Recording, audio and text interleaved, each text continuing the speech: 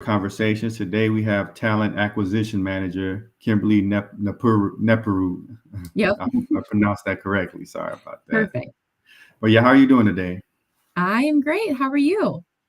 Doing well. I can't complain. It's been a pretty tough job market, but thank God I was Yeah. able to accept an offer yesterday. But Oh, congratulations. That's so exciting. oh yeah, it definitely feels great. Especially after like 4 months of being unemployed. So Yeah. I am talking to so many people who have been unemployed, for the longest stint in their career right now. So it's tough out there.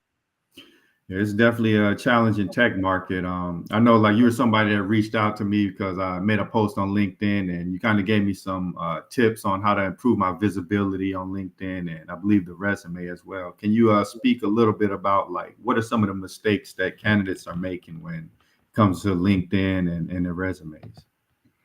Yeah, I think right now, I mean, I reached out just because I saw your post about doing some like Grubhub or Uber Eats. Hmm. And anyone that is, grinding and really trying to make their ends meet, I try to help however I can. So the biggest thing that I have seen as I go and look at candidate profiles, I mean, there's a lot of different things, but the biggest thing on LinkedIn is probably just incomplete candidate profiles. So they don't have like they might have their job title and their the company that they work for, but they don't have much information about what they were actually doing. So um, I can't tell you, were you a front end? If you're a senior software engineer, were you front end? Were you back end? Were you working with PHP or Java? Or, were you building APIs or were you more DevOps focused? I have no clue. So a lot of times I have to skip over reaching out to candidates like that because I'm really focus in on reaching out to just like specific candidates that would be good for my role. Um, I do a lot of um, kind of back end LinkedIn recruiting versus like having people apply to my job postings. I go and like search for the people that are a really great fit for my job. Um, so yeah, I'm really focused on candidates that are an exact match for the job that I'm looking for. It's That's the way I've done it for a long time. It makes my job a lot easier as a recruiter. Absolutely. So, like with recruiting, I know like AI tools are becoming more prominent. Is that kind of like the first step? And like, how are a lot of candidates kind of getting filtered out before they even reach you by these tools? So not with the way that I recruit. The Like I said, the way that I recruit is basically I it's all manual inputs. So if for those of you who don't know, LinkedIn has kind of a backside that they sell to recruiters. So my company pays for a LinkedIn recruiter seat for me. It basically gives me Google access to all of LinkedIn. So I can search for candidates by putting in job titles that I'm looking for, specific locations, um, years of experience, specific companies. If I wanted to search, like, only people who had worked for Amazon, I could do that. I think there's like 64 different filters and options I have. But basically, I go out there and search for a candidate pool and I can make it as large or as narrow as I want to. And then I will message specifically those candidates. So I'm not a big tech person, actually, although I recruit in tech and I work for a tech company. I've used Chat GPT to help me create kind of a template that I send out to people. But I have personally found that recruiting is a lot easier when you actually have a human touch. Um, and you have a lot better candidate experience. However, I do know that there are a lot of softwares out there um, where really they're scanning your resume or whatever documents, your LinkedIn profile, whatever you have out there, and they're looking for specific keywords. So I would say that if your resume or your LinkedIn profile are not built well, you're going to get ruled out automatically just because they're not going to pull the keywords that recruiters are searching for. Absolutely. So I know like a lot of technologists, they're kind of familiar with recruiters in regards to them reaching out and maybe setting up an interview. But like, what else does a recruiter do? Like, especially in terms of dealing with the hiring manager, and like how much sway do they have? Like with helping the candidate get that job. Yeah. So the way that it works, I guess as an internal recruiter, is that I go out, I find a bunch of candidates. So say I'll make a project of 100 candidates that are good Python engineers, because that's the role I'm currently recruiting on. I will send a message out to those 100 Python engineers. Somewhere between 40 and 60 of them will respond to that LinkedIn message. I'll set up screening calls with them. And then the candidates that impress me on the phone call, in terms of the way that they carry themselves, their conversational skills, and just how they present their experience. If they do a really good job, I will show their resume to the hiring manager, with my notes specifically. So if there are things that come up that are a red flag, like, hey, this person was very awkward on the phone, or, I mean, we're a consulting company, so those type of people probably won't make it through the screening process. But I can say, hey, this person was an absolute rock star on the phone. I really think you should consider them. Or like, hey, this was a good candidate, kind of middle of the road. So I do think that at least within internal recruiting, there is a good amount of sway, because I know all of the hiring managers personally, and I've hired for a good number of people on their teams. I think I came from the agency recruiting world, where, you're kind of an outsourced recruiter, a third party. I know everyone kind of hates working with those agency recruiters because they don't have nearly as much sway. It's just, a company could work with 20 different recruiting companies to fill one position. So it's for them, it's all about just sending over as many candidates as they can, to try to fill that position. So yeah, the hiring managers don't take a lot of recommendation, I guess, from agency recruiters. Mm. Yeah, that's interesting. You kind of spoke of like the rock star candidate, and like what makes someone like a rock star? Like what really impressed you about someone versus someone who you would probably like pass on? Yeah, I think so one thing that I've learned while recruiting with a lot of software engineers is there are a lot of engineers who just don't have great people skills. Mhm. They like to just sit there and write code, and they don't like to talk to people. And so just the ability to have a conversation, that immediately will help you stand out. I think that another thing, is just your ability to articulate what you are doing in your role. So, instead of saying, hey, yeah, I built this app that did this, this, and this, saying like, well, I used Python and specifically Flask to create APIs that did this and this. And I, created my own Kubernetes containers and deployed using Terraform or whatever. I could be using those terms wrong. But that very kind of granular, while not being too technical, the granular explanation of your role is very helpful and will definitely help to set you apart from the crowd. So, yeah, it's being able to articulate the technical aspects of your role to someone like me who's not technical, but do it in a way, because I'm always listening for specific keywords. Mhm.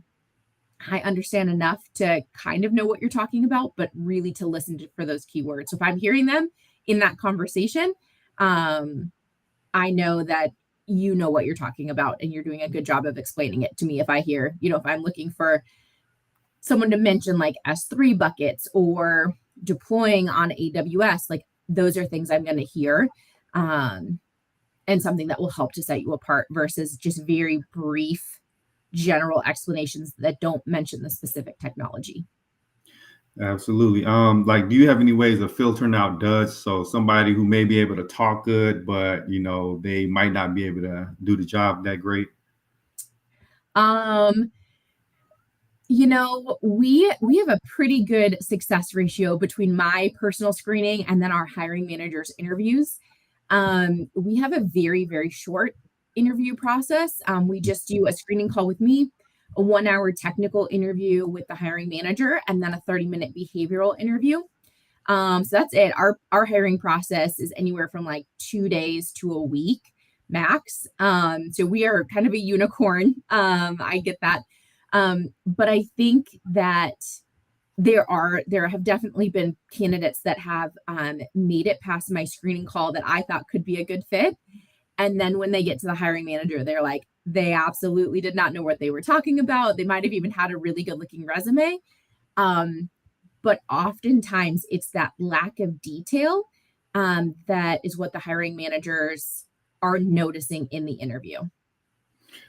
Absolutely. So we got a question from the audience. Are there sometimes hiring biases with respect to ethnicity, race, etc.?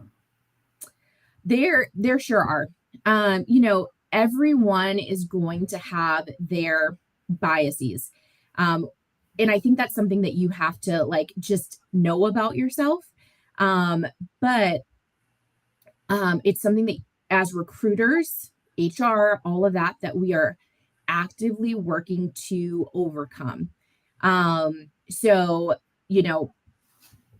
I try to look at the content of someone's resume, and the quality of their resume, what they're actually putting in there, and not, what their name is or where they got their education or anything like that.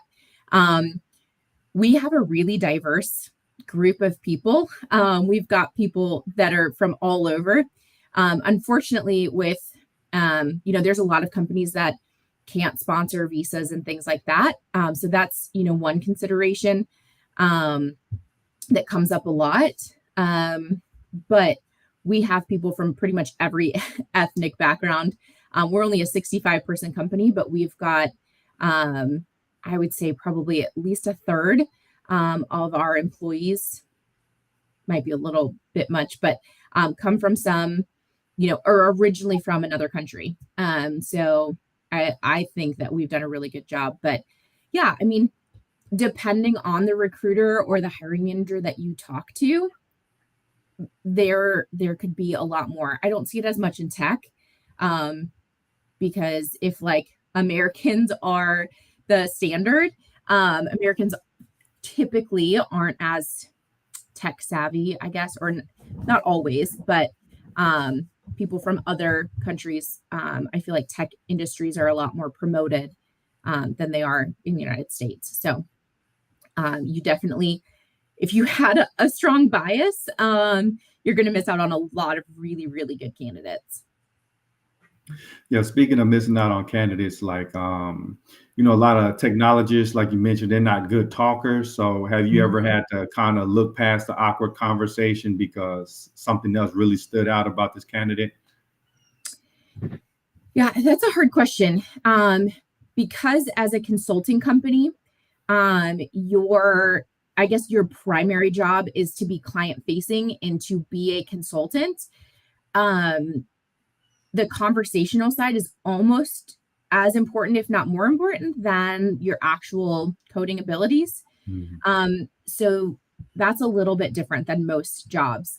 I would say that I try, if I have an awkward conversation with someone or they do something that I think is like maybe going to harm them in the interview process, I will actually give them some feedback after my screening call with them and say, hey, when you're in the interview with the manager, I noticed this, like you were rambling a lot. Let's make sure that you keep your answers thorough but concise.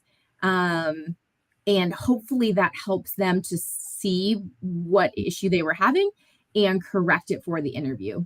I know not every recruiter will do that. But I really care about the candidates that I interview and consider for jobs. So I want to make sure that they're as well prepared as possible for the interview that they're going to go into. So sometimes it's hard to hear that feedback of like, you didn't do a great job in the screening call. But I think if it's one little thing that you can tweak about the way you carry yourself, it could be really helpful. And it could be the difference between you getting the job or not getting the job. Absolutely. So, like, what are some of the ways a candidate should prepare before stepping into an interview? Yeah.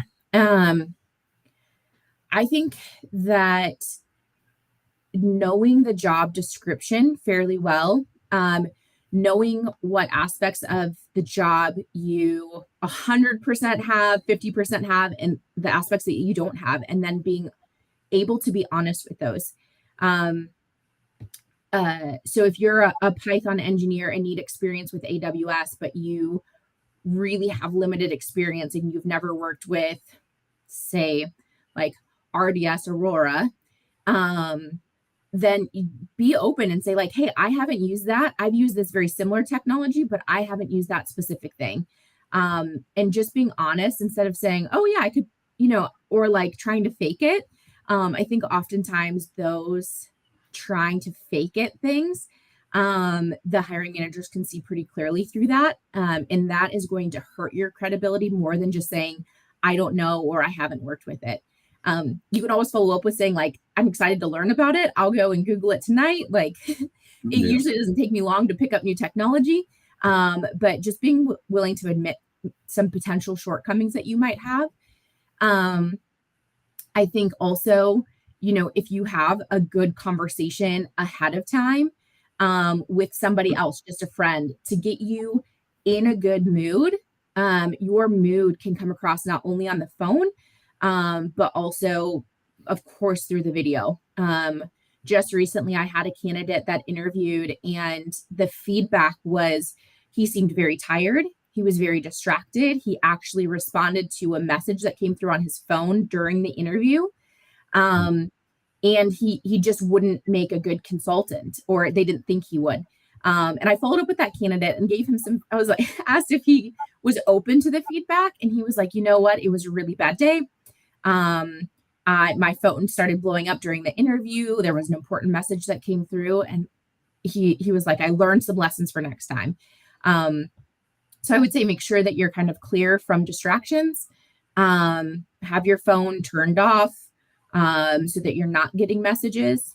I think another good thing that you can do is if you know the name of the person interviewing you before you go into that interview, look them up on LinkedIn, look them up on, whatever social media, because you might find that you have things in common. Maybe you both play pickleball, and that might be a way to break the ice or bring some humanity to you and kind of that commonality.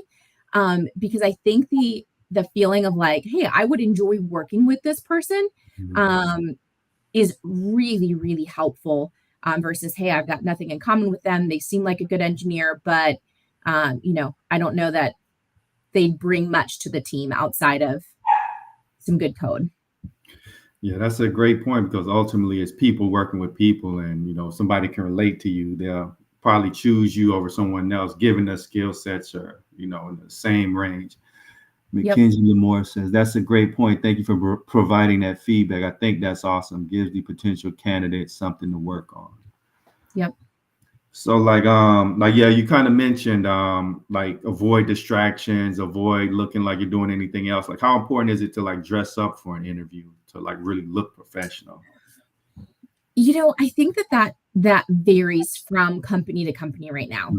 Um, there are some tech companies where your VP of engineering is going to wear a hoodie every single day. And so coming a little bit more casual to the interview might make it seem like you're a better fit. What I would say though is that there are a couple of things, looking clean, whether that's clean shaven, like not having anything dirty on you, even like something as simple as like a polo or a button up shows that you took time, you were prepared for the interview.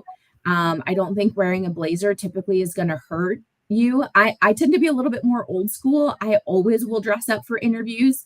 Whether it's just like, I don't know, putting on something a little bit nice or just making sure I look presentable. There are a lot of days where I'm just on the phone with candidates. And so my hair is up in a messy bun and I have no makeup on. But I know if there's a day where I have to be on any client calls or even calls with my management team, that I'm looking a little bit more put together. So I think make an effort. I would say one other really random thing that has happened to me twice now is that candidates, when they've been on the interview, have something crazy going on in the background. Mm. There was one person during COVID who was like hoarding canned goods, like going to the grocery store and buying shelves worth of canned goods. Oh, And wow. she had a wall of canned food behind her during the interview. And she was not hired for the job. It was a very Mm. weird situation. Um, and another candidate, his computer setup was in his basement, but it was really dark and it looked like a cave, and there was all Mm. sorts of clutter and junk behind him. And it was really hard to even see his face. He was just wearing kind of a raggedy t-shirt for the interview. Again, he did not get the job. And in both of those, their background or their environment was something that was mentioned. So I would say, if you are going to be in an interview, trying to be in a well-lit area so people can see your face, they can see you smile. And have limited distractions behind you. There are the background filters and effects that you can put on, which are helpful. But I think, if you can just be in a well-lit area with a blank wall behind you, that is almost a little bit less distracting at times than the virtual backgrounds. Yeah, I think a lot of people need to realize you almost have to dress like you're doing an interview in person. Like Yes. you're not just gonna come looking crazy in person, but the digital experience, it kind of makes people lax, I find. Yes. And I mean, if you're not wearing pants, that's that's totally one thing. But yes, I think anything that's going to be visible on camera needs to be neat, clean, presentable, and yeah, and look like you want the job. And I think putting forth that effort lets everyone in the interview know that you want the job and you're making the effort. Absolutely. Eric the Viking brings up an interesting point. Dress for the job, dress one level up. So do you find you can ever be overdressed? Like, hey, he's trying too hard. He has his suit on. Why does?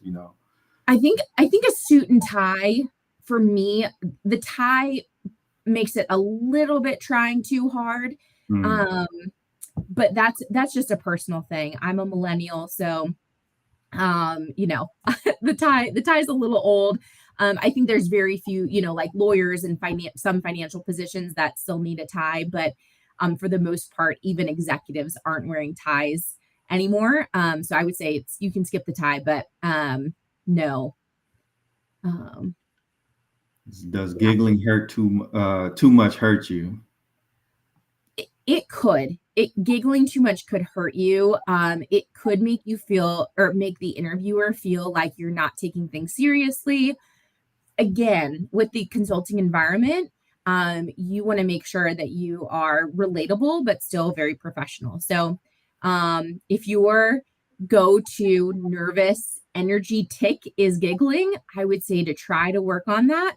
And I don't, everyone's going to have different things that work for them, whether it's a post-it note right near your camera that says like, stop giggling and breathe or something like that. Um, it might be a good thing just to remind yourself. Um, yeah, So Eric the Viking, suit and tie is overkill unless you're doing consulting or similar. I would agree that the tie just puts it a little too much. For most positions, like a button-up shirt will be perfect. I have had a few people that just like throw on a blazer, and I don't think it hurts them. I don't know that it is going to make a big difference on whether you're hired or not, but it does mean that you can take things seriously and that you know how to dress for the occasion. Because there are people right now who, like you said earlier, have gotten really lax with this COVID world that we're in and with the remote work.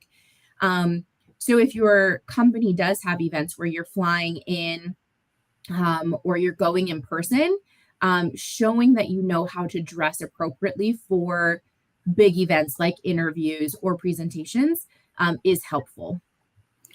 Absolutely. So like we kind of talked about the interview process, and you mentioned that yours is typically short, but it seems like the industry is getting longer and longer, 4, 5, 6, 7 rounds, take home projects. Why do you feel like you're able to find great candidates without going through that overly rigorous process that the rest of the industry is headed towards? Yeah, I think I don't know exactly what it is, other than we hire great people who can do great interviews. And we're very decisive. If we're on the fence about someone, we're like, hey, they were, like good, but not great, then we just kind of cut them loose and say, hey, it's not going to be the right fit. We want people that absolutely stand out in those 3 sets of interviews. Um, and I'm sure that there have been good candidates that we've let go. I can think of a couple off the top of my head that I'm like, man, I really think that they didn't put their best foot forward and they would have been a great candidate. There are a few. So I think we just, this last year, or since I started with Artisan Studios in January of this year, I've gotten the privilege to help hire 32 people for our company this year, which in the recruiting tech world is a ton. We've only had, I think, 2 people, one that didn't work out, basically just couldn't do what he said he could do and made it through our interview process, unfortunately. And then the other one left for personal reasons, but that's it. So we've had great retention this year. I think that companies are worried about making the wrong hire. And I get it. It's not fun to let people go, but if you I think that there's these like gut feelings. And if someone is like on the borderline, they'll just keep dragging them along. And then hiring managers want to see, they're like, hey, this person was awesome, but I want to compare them against 6 other awesome people. And you don't always get that opportunity. And even if you do, that first person that was probably the best candidate is going to be gone by the time you get through all the other interviews. So yeah, I have a lot that I could say on streamlining the interview process, because it works out well for both sides. We have actually gotten into multiple offer situations with candidates. So they've got 2 or 3 offers that they're considering. And because of our interview process, candidates choose us over other companies. They're like, man, you guys know what you're looking for. You wanted me right away. You didn't make me go through all of this unnecessary work. I just feel like it's going to be a better working environment than this company where I just spent 3 months interviewing and went through 12 rounds of interviews. And, they didn't care about my personal time and my personal life. So, I think that the interview process says a lot about the company that you're potentially going to work for. And while it's a tough market, I think that candidates need to interview companies just as hard as companies are interviewing candidates. Mm-hmm. You don't want to go work for somewhere that's not going to treat you with respect, that's not going to respect your time and your efforts. And typically, I don't know. I haven't been through many companies that did 6 rounds of interviews, but I can't imagine that they have a really great work environment. Maybe some of them do, but a lot of them, I think, probably have some issues internally. Mm-hmm. Absolutely. So yeah, you kind of spoke on the candidates interviewing the companies and kind of assessing whether this is going to be a good work environment. Are there any other signs that a candidate should look out for to say, hey, maybe this probably isn't where I want to work at? Oh, yeah, I think, I feel like this has been discussed a lot online in the last couple of years, but if a company is not willing to give you a pay band or tell you talk about pay up front, that's why we all go to work. No matter how much you love a job, if they stopped paying you tomorrow, you wouldn't work there anymore. So I think pay is one of the most important things. So if they don't have a pay band listed on their job, and they don't talk about pay in kind of the screening call and make sure that you are aligned with what they're looking for salary wise, that would be a huge red flag. I've seen too many times candidates get through it and people are getting burnt out of it. They get through the interview process, they do well, only to be offered half of what they're currently making or, a significant amount lower. I think you have to have that conversation and be upfront at the beginning. And if they're not willing to be upfront with you, then that's a problem in my opinion. I think also just the way that you are treated throughout the process. So if you're not being given feedback or not being given next steps or being dragged around and the hiring manager reschedules your interview 3 or 4 times because a client issue came up or there's a major fire internally, that just says a lot about the company culture. They may not prioritize you as an employee. They may constantly reschedule your like development meetings because there's always something that's more important. So companies that can prioritize actually interviewing and hiring people are the ones that typically tend to be the healthiest. So Eric the Viking makes an interesting point. Look for people who are tired, checked out, or otherwise not paying attention, give vague answers, low energy. How you're treated from the start to finish is a big deal. Yep, I would absolutely agree. I think, managers who aren't paying attention, or if you can tell that they're sending Slack messages during your interview, or if they're only asking questions off the interview guide, to me, that just says it's not a healthy working environment. You need to be given the freedom to have a conversation with people, and to really engage with people as human beings. And that's I guess a big thing. If you don't feel like you're being treated as a human being, you're just a number filling a slot, like that's probably not the type of place that you want to work. Because if you have something come up, have a death in the family or an emergency, like you want someone who's going to see you as a human being first, and as getting your job done second. Absolutely. Like on a lot of interviews, I'm almost always asked, hey, do you have any questions for me? Like, how important is it to actually have questions for the company? And what are some like good questions candidates can ask to, kind of showcase that they're really interested in the company? Yeah. I think that so during the screening call with the recruiter, not super important to ask a lot of questions, in my opinion. That's not gonna make the difference between whether I submit a candidate to the hiring manager or not. And some people will be like, well, why do you work for Artisan? And I love to tell them the story about how I got here and how wonderful I think the company is. But again, I have a very different experience as a recruiter in the company than an engineer would have.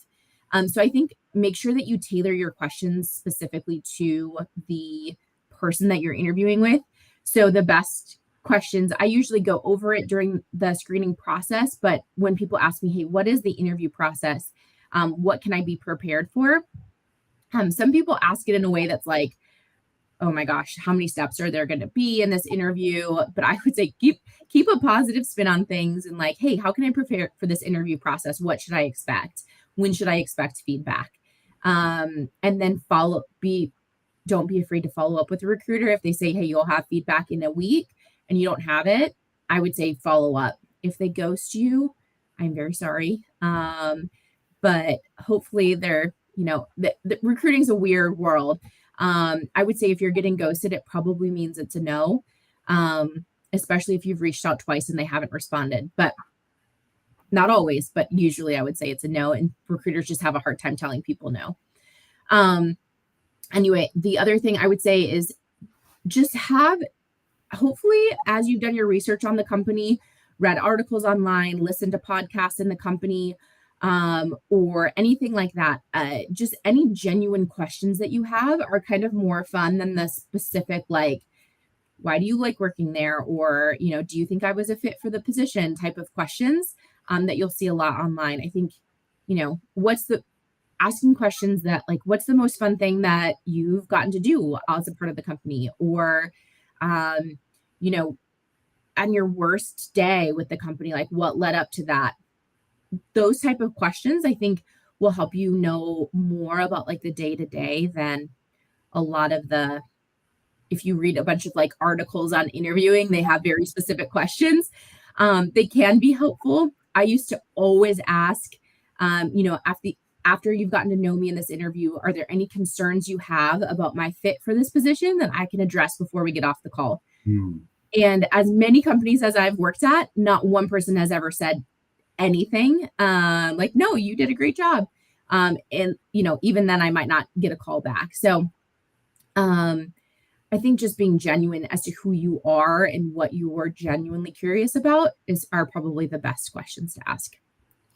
Absolutely. I know this tech market is kind of brutal. So how does someone deal with like the constant rejection and ghosting? Mm. Because even from my experience, they passed me to the final round, but somehow the manager is out on vacation for 2 weeks and we just never get back in contact.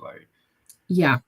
There are so many different things that can happen on the recruiting side. So yes, that the manager goes on vacation. I was talking with one candidate and my hiring manager, he's like, yeah, I'm in a wedding this weekend and I'm going to be out starting on Thursday. And I thought that meant he was out for the weekend. It was his wedding. Again, engineers are a funny group. And he was going to be out for 3 weeks for his honeymoon. And I was like, well, I just told candidates that you could interview with them early next week. So that was my fault. I had to go circle back to all of those people and say, hey, change of plans. We're going to find out someone else for you to interview with. So things happen. As a recruiter, I am typically talking to about anywhere from 5 to 14 candidates for a role when I'm actively recruiting on it. So I have a pretty organized system. I've been doing this long enough that I will try to circle up the next day with any candidates that I'm not moving forward with. But there are times where someone will slip through the cracks. And I either didn't get feedback from the manager because they were, maybe I submitted 4 candidates for the role. They gave me feedback on 3. I followed up with those 3 candidates and somehow I just lost track of the 4th one. If that candidate never follows up with me, there's a chance that I may never go back and we've just gotten an applicant tracking system in place, but there were ways that people could slip through the cracks. So I always appreciate it when people do follow up. And again, that's helpful when you ask what the timeline is that you should hear back. Because if you don't hear, so sometimes you got to listen carefully because sometimes recruiters will say, if the hiring manager wants to move forward with you, you'll hear from me in a week. So that means they're probably only going to follow up with you if the hiring manager wants to move forward with an interview. Again, based on their personal communication style, it might not work for their schedule to get back with every single person. So yeah, I hope that answers the question. I think just as a candidate, be willing to follow up, even if you already assume that the answer is no. I said Eric the Vikings, I assume ghosting is always a no. There are some candidates that have they slipped through the cracks and I didn't follow up with them. I usually tell everyone 24 hours for feedback, or by the end of the next day. And then they'll follow up 2 or 3 days later. And I'm like, oh my gosh, you somehow slipped through the cracks. And then they end up getting an interview after they followed up with me. So I would say it's not 90% of the time, it's probably a no, but I would say to make sure you follow up anyway, at least once or twice. So you're in constant communication with the hiring manager. They always give their reasons. Do you always tell the exact reason why it's a no, or do you have to kind of assess how the candidate's going to respond because you don't want them going ballistic? Yes. I think I do try to typically if the candidate was someone that I felt like the feedback could be valuable for. So there's a couple of different schools of thought. Some companies will not provide any feedback at all. And that is just a very safe stance to take because you could get sued. Because someone could take that feedback and say, oh, well, this is discrimination because of whatever. Most of the time, it's probably not. Most of the time, you probably just said or did something in the interview that was not good.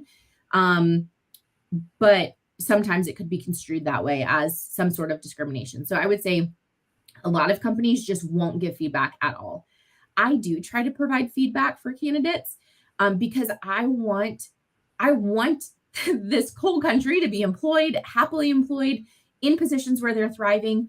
And if I can do anything to help that person improve their situation or improve their interview skills to get an interview, I feel like I owe that to them. So, because they, spend an hour or an hour and a half of their time going through our interview process, I want to give them something to improve on.